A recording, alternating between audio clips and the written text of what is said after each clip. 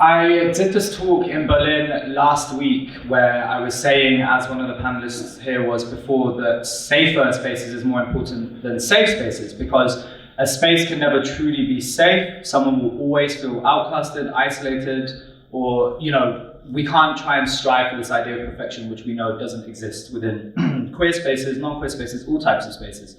But I thought that through having this conversation with another panelist, I realized that perhaps one of the better ways of saying safer spaces is perhaps to say created by as well. So if you say a space is created by, for example, queer Arabs, then you know the type of hegemonies, the hierarchies, the principles or the experiences to expect. So with our party, with Queer Arab Party, we wrote a lot of our language, we wrote in English, German and Arabic, but the first kind of paragraph was Arabic, and then it was German, and then it was English. And for us, the reason we put Arabic as the first language is because predominantly we're trying to appeal to the Arabic community in Berlin, which is massively marginalized. The Germans are extremely racist, and they're very anti-Arab, very anti-Turkish.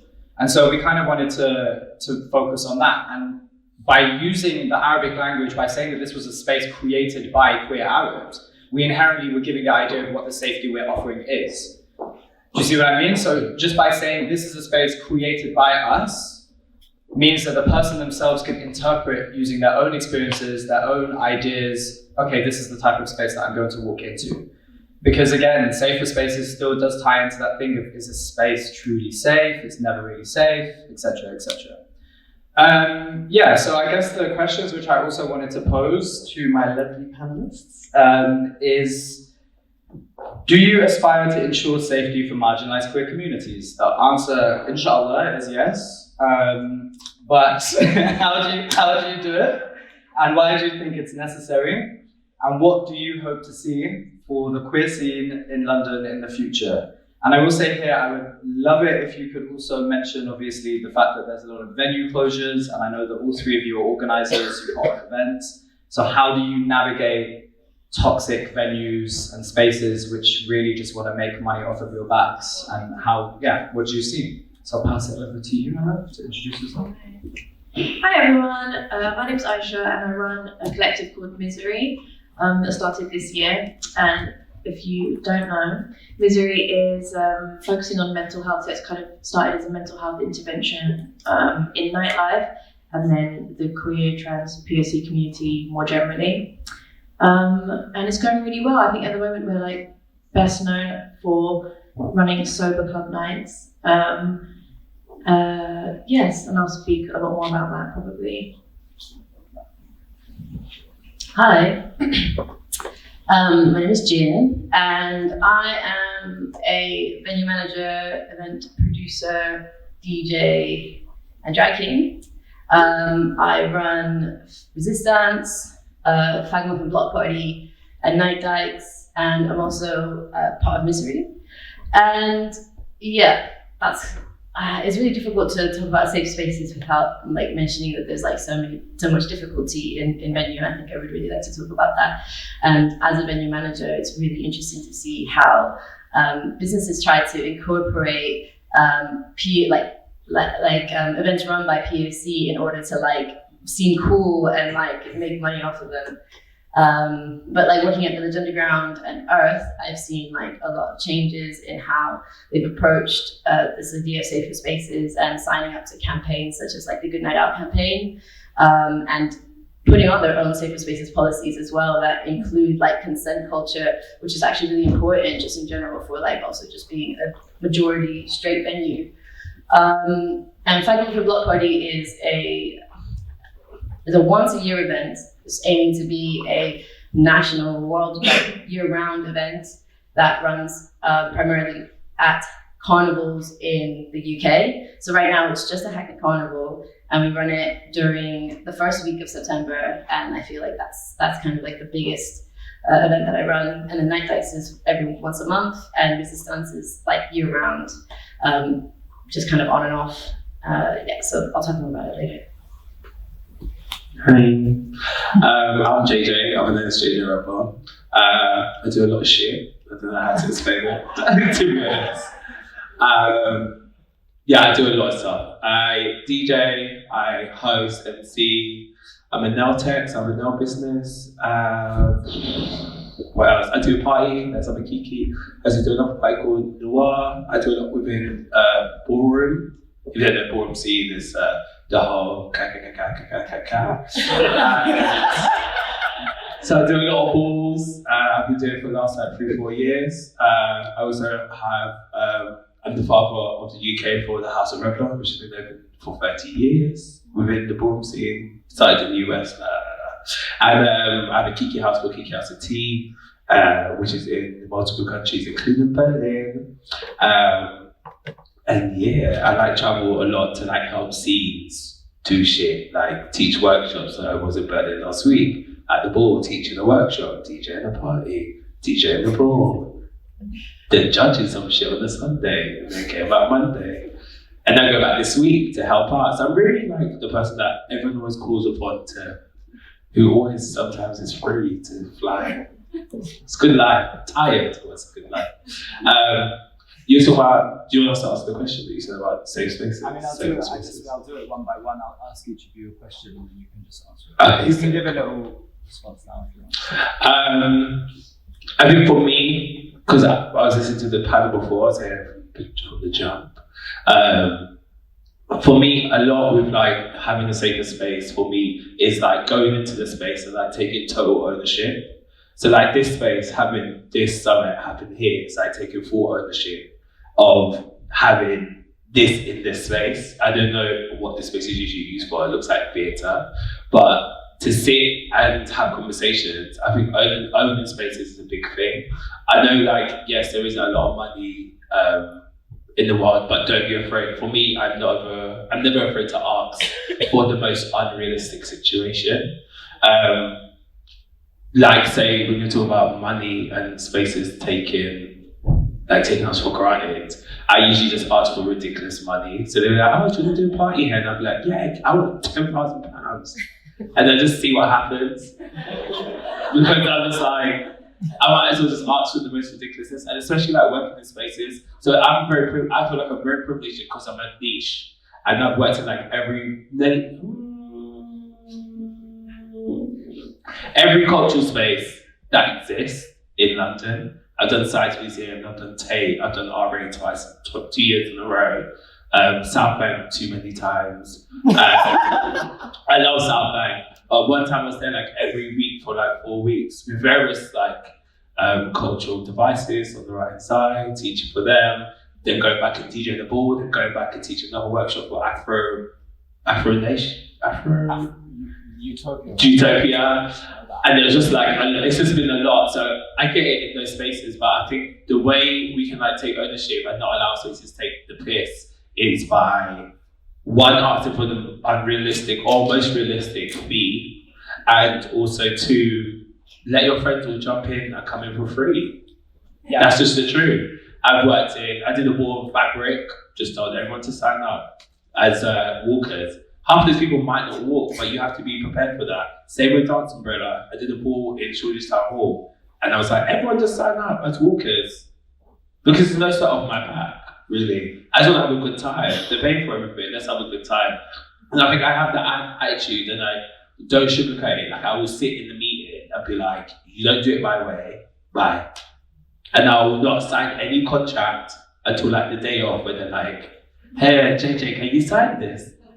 All the time, because I just feel like, and I also read, as much as the contracts are 20 pages and it is jarring, I literally just read like terms, what you want from me, what I want from you, content, because a big thing is like, we can use this content forever, you know? And then the other one is like, you can't do the same thing for 60 days. All of that gets taken out. I'm not doing it. Really, I think I feel like as queer people, we do find it hard to say no, because one, the money could be great because you asked for the £10,000 and they said yes for some reason, you don't know why, and then two, we're scared of like saying no because it's like a big opportunity. As much as exposure can't pay rent, we do tend to be like, actually, I might as well just do it, quick coin. Done. But sometimes we do have to stand by our guns and just be like, I'm not doing it. I've done that and lost out thousands of pounds and been like, I'm not doing it. I think one of the issues though with that is like consistency is a problem in terms of like, most of us work as freelancers in the creative industry as well, or in the creative industries.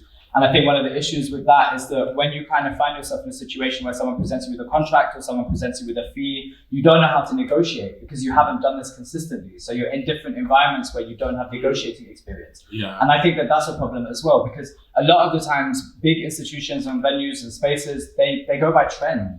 They don't go because they're interested in actually platforming this and showing it to the world or to environments. They do it based on trend. You see this in Berlin, you see this with the ballroom community now in Berlin. It's everywhere, left, right, and center. Yeah.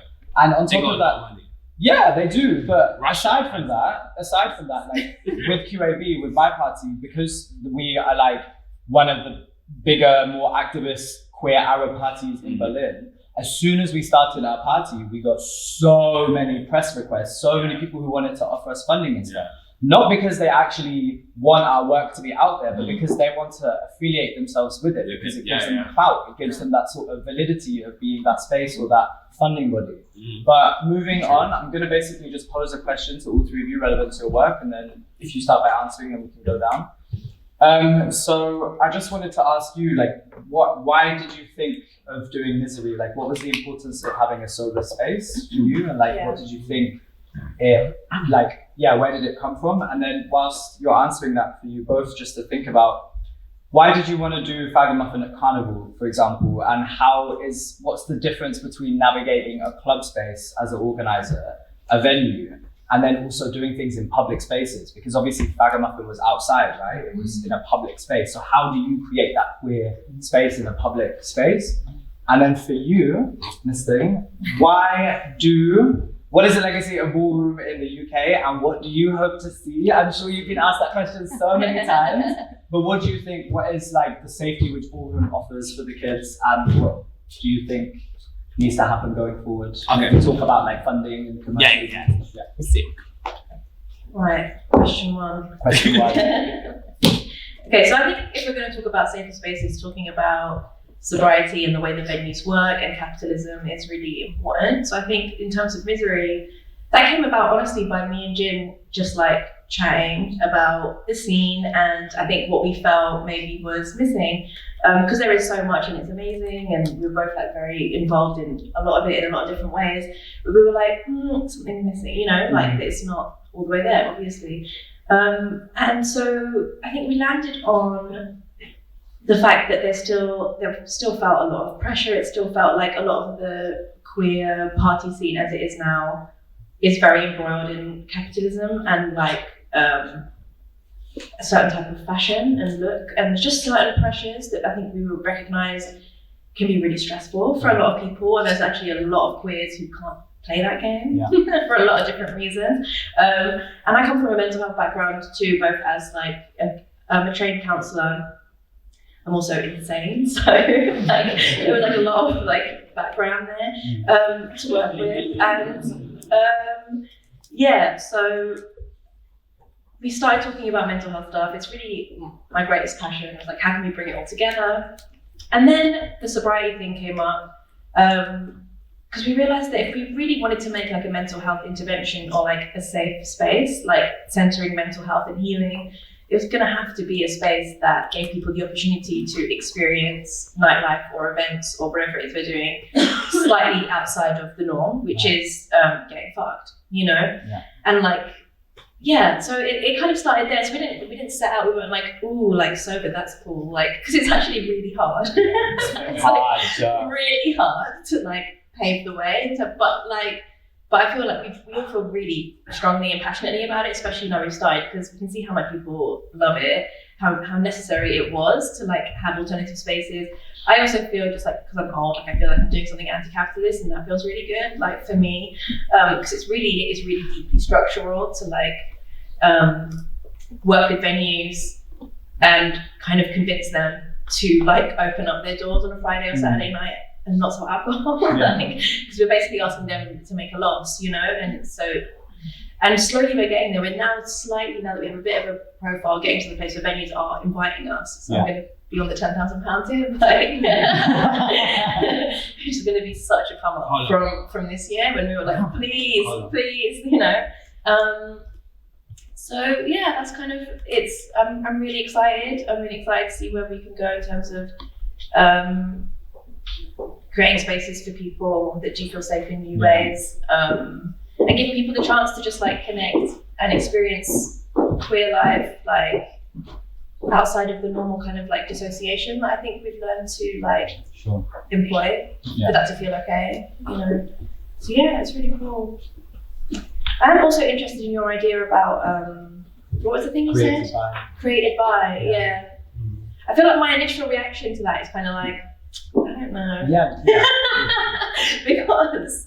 because just in terms of like, I feel like I've been around long enough to be like bitter enough. I feel like about like if I hear that something's created by someone, I'm like, okay, and you know, what are they saying? Who are they? Do their parents pay their rent? Like, what are we dealing with here? You know, because they, for me, are the signifiers of like how they're gonna act or like how they're gonna, whatever. You know, I want to know what they're saying. I don't assume anything anymore about like what people's intentions are or what their like ability is to create a safe space based on like identity markers, because people are terrible. But I think that ties a bit into like, I think I mean it in terms of like collectives rather than individuals as well, because like obviously if you create a space or you create an environment or a party and you're talking from an individual perspective, it's obviously going to be like all these different identity things come into play on a micro level and then a macro level as well. But I'm saying more like as a collective. So like for us as Queer Arab Party, we really feel like it's important to mention that this is a space created by queer Arabs who are both first and second generation. So like I'm actually the only one me and another person are the only two in our collective who were born and raised within like a non-Arabic country. Like we have Arabic identity by diaspora. We don't have it as in we're not first generation. So I think it's important to mention that because in our community, there's a lot of people who are discreet. There's a lot of people who aren't out. I mean, fuck this idea of coming out anyway. It's a very Eurocentric idea, but like, you know, there are a lot of people in our community who don't feel comfortable being in spaces where photos are going to be taken or that sort of thing. So when you know that the party is also created by people who were raised in the same environment that you're raised in and are going through the same confines of sexuality and gender and coming to terms with it that you are, you're more inclined to know the sort of space that you're entering into. Whereas if you just say this is a safer space, then for a lot of people, they'll be like, okay, but safe for whom? Again, like, and who is it who's creating this space? Safer space is such a commodity now. Sure. I don't want to take time away from you two because I know we're quite limited. So your question my question to you about, taking over public spaces with the events, the amazing events that you do. So you mentioned jumping from being a venue manager to being a promoter to running a space like Fag Month and Block Party. And the thing I like about venues is that you can really contain people and you can really monitor and kind of, you know, work with, if I'm the venue manager and I think that there's like, you know, someone in the crowd in the venue that is causing a problem, I can go to my security and say, we're not going to stop until we find this person. Yeah. As a promoter, you don't really have that ability to do that. You can't really convince security to like, you know, trust you, and you can't really trust security because as much as security are there to protect you and take care of the space, they are not always like going to do the right thing. And I think that's also really key is like, you know, security are your friends sometimes. And then going somewhere to like Fag Month and Block Party, which is just basically a big empty space and you're going in, you're just creating a vibe. Like from staging to like the lineup to like the fencing, security, backstage, like everything that you think that you need in a venue, you have to suddenly create it in like literally on the street. And I really like that process. The reason why we did it at Hackney Carnival is that in March 2018, so like last year, a bunch of people were invited by people they know, as you always do, to partake in a conversation with Hackney Council about how to create more cutie pop centered events and how this campaign called Hackney 365 that Hackney Council run can improve their diversity, this and that. So then there was a bunch of us, like maybe 20 people at the beginning, and we were just talking about how we all need a venue in the end, because we were like, yeah, maybe a party, maybe like this, maybe a workshop, but actually we were all just like, can we just have a venue, please? Can you give us a venue? Obviously they couldn't at the time, but then they had a few more meetings, and I think slowly over time, people who really dedicated to like trying to like get something out of this situation stayed, and someone proposed that we do a float at Hackney Carnival, which will be really fun. Carnival has a history of being homophobic, just due to like language and music coming from like Caribbean culture. Anyway, so we were just like, we really like, we didn't want to do it because we were afraid that there was going to be a lot of backlash, and we were going to get a lot of homophobia, and that there was going to be we wanted to really like, if we're going to go in, I thought we wanted to go in all the way.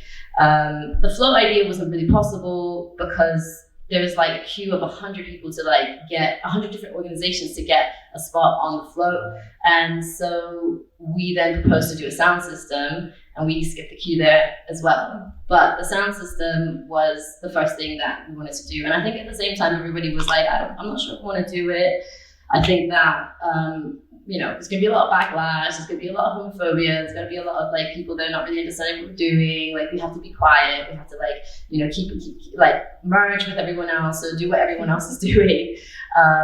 And then I think at some point it was, someone was just like, fuck it, let's just go, let's just do it really loud and proud. And it's really reflected in how we decided on the name. So we were thinking about calling it Unite, Sound System United, or just like one of the sound system names that you catch, just generally, trying to follow that stream of consciousness. But then someone was just like, okay, let's just do it really loud and do Fagamuffin Block Party. Yeah. And they just said Fagamuffin, and then we said Block Party, and then somebody was just like, Fagamuffin Block Party, let's just do that. And so I think after that we were just like, well, we're just gonna have to do it really, really, really loudly. I think that was the main thing, is like trying to do it loud and trying to carve out a little corner. The year that Fagamuffin Block Party started, Hackney Carnival was still in Dalston, so there was the ability to have a separate space at Hackney Central, which is quite far off, like maybe like a mile. So then we had like a really good turnout of like people who just were interested in what we were doing. We didn't do that much promo because it was like a month to go. And we had our own security service, which is run by a queer Black woman, and she really understood with like the whole idea of creating a safer space in the street, and we monitored this like one little block that we got. Right. And then the second year, the whole carnival moved to Hackney Central. And so that's when I got really, really worried about how I'm going to keep the space safe. I think that was like my main worry. It was about keeping my artists safe, because last year we didn't have a backstage, keeping queer people safe, because there was no like getaway spot. Like there was like toilets were porta potties. Like if you needed to get away, you just end up in more parts of the carnival. So how do we keep that space safe? I think it's a conversation that I think we should continue to have. But my security, which is Boudica Security, run by this person named Siobhan, and she basically surrounded this one little block, so from the back of the stage to the front of the Bohemian Place of the block, and they were the ones that were walking around and making sure that everything was okay. We put safer spaces policies up, but because it's a public space, there's not really much you can do. You can't really monitor entry. You can't really like tell people not to come in. At the debrief, we were talking about having some like drag queens telling people that this is like what the space is about, and it's really difficult to say that I even want to put people on the street and say like this is the space for queer people of color, and have them explain that to people over and over again. That's a lot of emotional labor. We said it on the mic as many times as we could, and security really didn't make an effort to like remove people who were saying homophobic things. But the funny thing is that there were some people just like shouting some really homophobic crap, but then also just like dancing really hard. And so like, you hate it, but you're also here. So we must have been so confused. I think lots of people were really, really confused. Yeah. But I really like it was like all the crackheads and all the homeless people also really partied with us as well, because they don't get an entry to anything.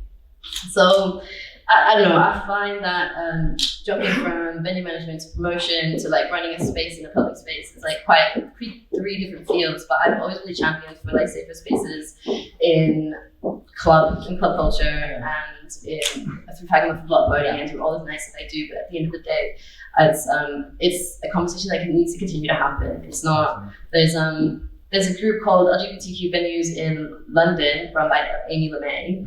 and some other people. And I've never been to one of their meetings, but I get their notes. And so in one of their notes, they were talking about changing training for security in order to keep women safe. So like before there was like no suggestion like that, and I knew that there was probably more language that needed to be added to that. Like what do you regard as women? Like do you also consider like Black people? Like what do you want in that women, keeping women safe? But I think the conversations are beginning to happen to how to change like how security take care of spaces, because I think that's like one major aspect in that one faces when you're trying to run a party. It could be the make or break. There's been several times that I've run parties and security just turn on everybody and hate everybody, and then they themselves are the abusers in the situation. So then what do you do?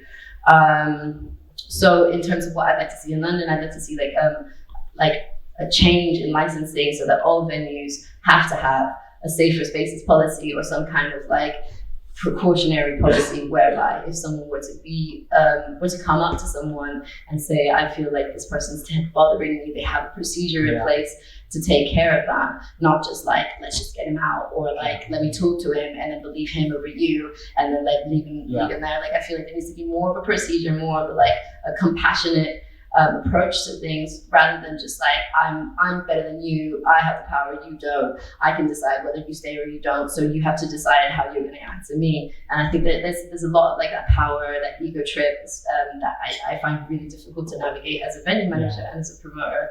But boutique security, definitely get them for your parties. They're really, really good. I'll send you the link if you can put it on the page. Yeah, definitely. We'll post a link for that. I just want to add something as well. I just wanted to add as well, in terms of like the public space thing, I think one thing which is really interesting about trying to put on events in public spaces about how exposed you are to the police as well. I mean, I was thinking perhaps like with Muffin, was there this potentiality of knowing that the police could be there at any point if there was an issue? Because I remember me and a couple other people, one of whom is my partner there, we stormed LGBT like Pride in London in 2015 to like protest against the fact that UKIP were allowed to walk, and also the fact that Barclays funded it. And we had like a coffin on our backs and stuff, and we basically like broke in, pretended that Pride was dead. We did this whole funeral, but the way that like we just inherently, we just had so much violence against us immediately. Like our bodies just became like, people were punching us. Like two of our friends got like pushed down. Misha got pushed down, and you know Misha, she just like obviously barged straight past them, but us too. And it's just being in a public space and being so visible not only kind of makes you exposed to homophobia from certain people, but also it makes you exposed to the police. It's not a safer space like a club is, where you can go into a basement and you can control who comes in. And maybe like that's the same with Ballroom, for example. Like you create and curate these environments where people feel safe, which is when I'm passing the mic to you for you to continue that. Ooh. Just before you answer, JJ, that's our 5-minute warning before the Q&A. But That's really good. But I got 1, 2, 3, 4, 5. It will be real quick. we can just go to the Q&A when you're done. Okay. Well, I have to run because I have to go to Manchester. So firstly, most security are dicks, and that's just the truth. But what I found in, especially fabric, which they asked me to do a ball for like months on end, and I was just like, no, thank you, I'm okay. You just got shut down. I don't know if I'm about it. This is in Blackfriars. Nah. Not across from some beat slaughterhouse. No, thank you. But then I gave in. And yeah, I didn't get £10,000 unfortunately. But they were really supportive. Like both of them were really supportive. It was Josh Cafe, who was like the plug. So I trust her kind of thing. So I was like, okay, let me try it out. But what was really good is that they pulled in Clayton, who runs Little Gay Brother. And they were like, Clayton's gonna come in and speak to the security. And I was like, why the fuck is Clayton speaking to the security? But when we sat in that round circle, we stood up, stood. And all these security guards, if you could imagine the faces of all these security guards, like ready to be, to find ketamine on everyone. They just had this face of like, they just know people are going to bring drugs to the venue. And what Clayton did is, was like broke that shit all the way down and was like, had a conversation with security and was like, this is a safe space, you don't assume anyone's gender, or the toilets are just used as normal, and they're all gender neutral toilets. Like there was like this whole conversation of like what they cannot do. I don't think they really liked it, but it worked in the end.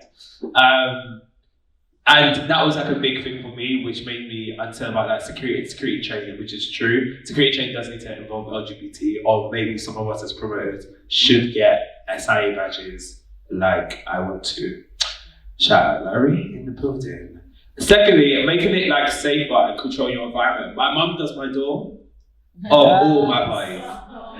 All my parties, all the balls, like even the ball children's town hall, she did the door. I was not going to have this function if my mum is not on the door. Facts. Facts. I was like, it's not happening. I don't care.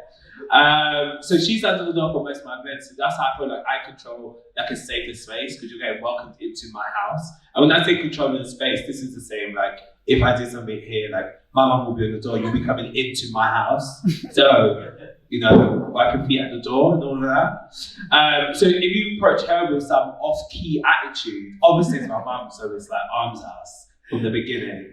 And if she says, oh, this person was rude to me, ooh, don't want to see that side of JJ. Talk about having like safer spaces and like having it like my own is that with balls, I don't video any of the balls. Whatever you saw on Instagram, that's it. If you wasn't there, you wasn't there. If you were there, you were there. I don't really feel like videoing has too much access, and this is the thing what I found in like Berlin, which was, I don't know, maybe good for them, but in my eyes, I did really was fond of it. That there was like all these photographers, all these videographers. There's no real control of like where it goes. Remember what happened as well? All the magazines. With what Kiki? With the Kiki, with the sex siren category. Oh yeah. So that's how I was going to go. That's how I was going to. So I like photos. I like photos being taken by my official photographers. Only one 60-year-old named David Burton is amazing. But also in categories in ballroom, there's some stuff which is, again, like when you were talking about most people are not out, especially in like South Asian culture kind of thing. In Sex Siren, what I found is like, when I see like club nights like Desi Boys and stuff like this, yeah, I've never been, but I know what the vibe is because I went to Urban World one time. And Sex Siren is a category within ballroom where people are basically naked and who's talking about being naked? From sunrise. Yeah, so what is a big thing is in ballroom, like that is appreciated so much about being sexy, and yeah, if you see it, you'll know. Well, you have to come to a ball because there's no photos. Talking about photos, in Berlin, I had the opportunity to host a ball on top of a car park. I feel like that would have happened here. It was weird. So weird. It was good, but it was weird. Yeah. But I made a whole point of like not taking pictures, not taking videos. Same in my ball, pink ball, we're having a shortage of our ball. And security were on, so I informed security. I told security to smile, it's a whole big thing. And I was like, if someone's taking pictures, just grab the phone, break it, it's fine. Yeah. And I'm very much about that life. Like I will take your phone and I'll smash it. I don't care. You should have insurance. So someone was videoing. Someone was videoing or taking pictures. I stopped the whole function, made it all silent, stopped the whole fucking thing. And I pointed the bitch out. I was like, you, stop your shit. Yeah? Stop videoing. This is a... Nicely twice. Yeah, I did. Nicely twice. I did, and then it's like, put your phone away before I fucking throw mine. Basically. And it gets really irritating. I feel like you only can, so many times you can be nice, and I feel like controlling the space, sometimes you can't be nice. Like I've worked in like venues that are amazing. Like I've worked at Prince of Peckham, done a lot of programming for them as well. And I've had security be weird to like people who are trans. He didn't come back. That's it. Because I have a real thing with like Clement, who's the owner, and I'm like, I'm doing this here. This is mine. You have no say. I couldn't give a fuck. The whole bottom stairs is packed. If I'm doing a party upstairs, I've turned away people I went to school with to not come to my party. They know I'm gay. They know we've been friends for time since primary school, and still I'll be like, no, go back downstairs. You can't come in. Or pay £15. You know, ridiculous money basically to control the space. Press is a big thing. I think pressing on press is like always arts. especially with your spaces and people are writing about you or they feel like they want to write. Again, in the fortunate position that anytime I do something at Southbank, Time Out always writes some shit about it happening in the paper. And then I get a picture from some random person being like, JJ, look, you're in Time Out. No control over it. But it's the best in the curse, but also anytime I get asked to do press, I always make sure they send me the questions. I ignore anything they want to talk about. I just talk about what I want to talk about. And then I ask them to send it back to me, or you have the images to go with it. Because I don't want you to say, did you work on safe space and start talking about RuPaul and Madonna and all this shit that don't need to happen. It's just so long. I also decline a lot. I decline a lot of papers that like Children's Hall had all these like publications that they could put stuff in. Most of it was like a one shot because don't need it. It's a ball. The ball's not for the people of the festival, the public. It did work well and it did mix well, which I didn't think it was going to. But what we don't need is press because ballroom scene is worldwide. It's not just in the UK. So what you have to understand is that I have to make space not just for the people within the UK, but people worldwide, because you never know who's coming, basically, and you never know who flies in. So that's one thing about press. That's what I wrote on there. And two, I think I've got two more. Oh, sorry. How long do we have for questions? I'm gonna be like 1 minute. Oh, I've got 2 minutes, like really quick. You've got 13 minutes till the end, but it's a break at that. So, why I think created by me is a good thing. We were talking about created by. Yeah. I completely agree.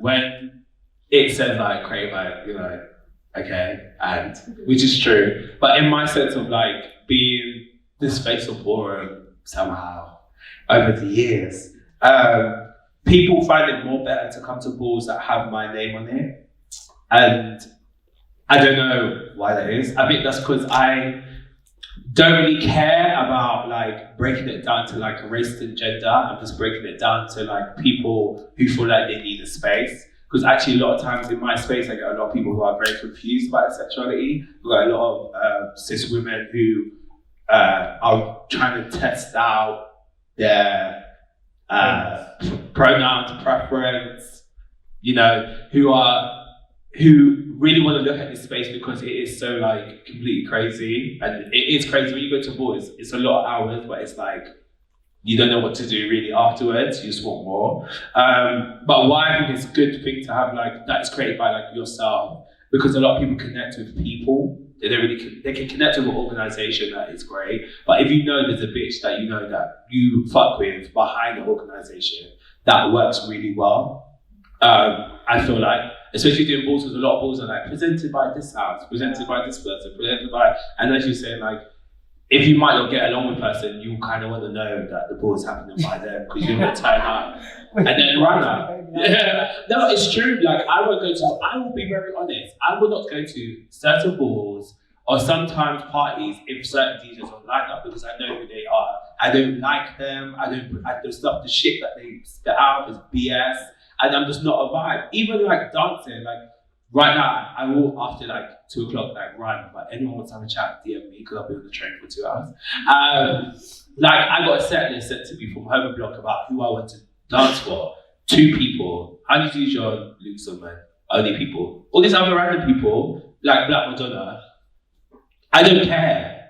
That's the thing, I don't care. And I only want to dance with people, well I have to do an extra set sometimes, but I do very feel like that. Like I look at someone and be like, do I want this person? Do I live for their message? Do I even live for their music? And it's the same with club nights. I think it's the same. I think you do really need to know who is on the lineup because if you turn up to something and it becomes a bit problematic, it just gets a bit weird. Ballroom in general, I feel like ballroom in general is hard a little bit in the UK, where we have more of a softer approach. It is accepting of everyone, to be honest, as long as you stay in your lane. Weird, but we don't have. It's so funny. It's true though. It's welcome to everyone, but if you don't stay in your lane, it can be problematic. Right? It's not like a fun. It's not like if you walk out in a category that you're not supposed to. Ooh. If they have to cut the music, anyway. But I feel like within ballroom, I work with a lot of I work with social housing as a peer-to-peer mentor. So I don't think we attack more of like having youth within this safe space. I remember back in the day when I was out out clubbing at 15, not out in general, but out clubbing at 15, I had like this one DJ that was like, if you speak to his people, I will go to prison. And there's not enough of that culture, I think, here. There's not a lot of, putting people under your wing to show them like there is a positive way of being in the scene. Because most people that come in and only see drugs, and that's unfortunate. But if you come in, you see something like Ballroom where we're not going to act like there's no drugs. People smoke joints, people do whatever they need to do to get the vibe going. But also you can be that person that like puts them under your wing and be like, you know, I've been about for this amount of years, I know the scene, let's have a chat. Hence why House is coming to it. Yeah. But we don't have enough, for me, trans people in the scene. It's more moving to like non-binary, trans masculine. So we make a lot of categories. Like in the Pink Ball, where it was like all non-binary opened, where that does not exist. It's the first time it's ever happened, and everyone got gassed. So now they're trying to do it in Norway, they're trying to do it in Berlin. And the thing is, but to be honest, people don't fully understand it because they don't get it. They don't get the whole conversation about non-binary people in Ballroom, you know? And that's another thing, because Ballroom is so binary, it's very hard for people to say, oh, I don't know how to judge because X, Y, Z. But that's a big thing for me, is that there's not enough trans people, there's not a lot of trans representation. I think there needs to be so much more. Even though there's categories out there which is about being real, about realness, like how real are you, you know, stuff like this.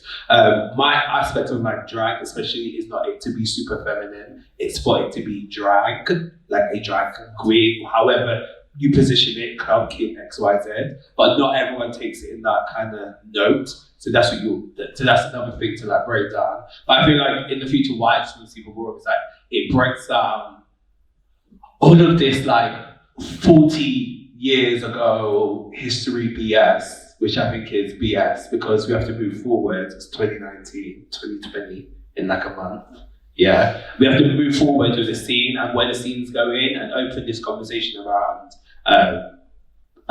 gender and what can we do to like make it more safer or inclusive. But I think one of the things which I think Ballroom does that a lot of other communities, like queer communities, doesn't do is the wings, the thing like of taking people under your wing, that still happens with houses and collectives and things like that in Ballroom.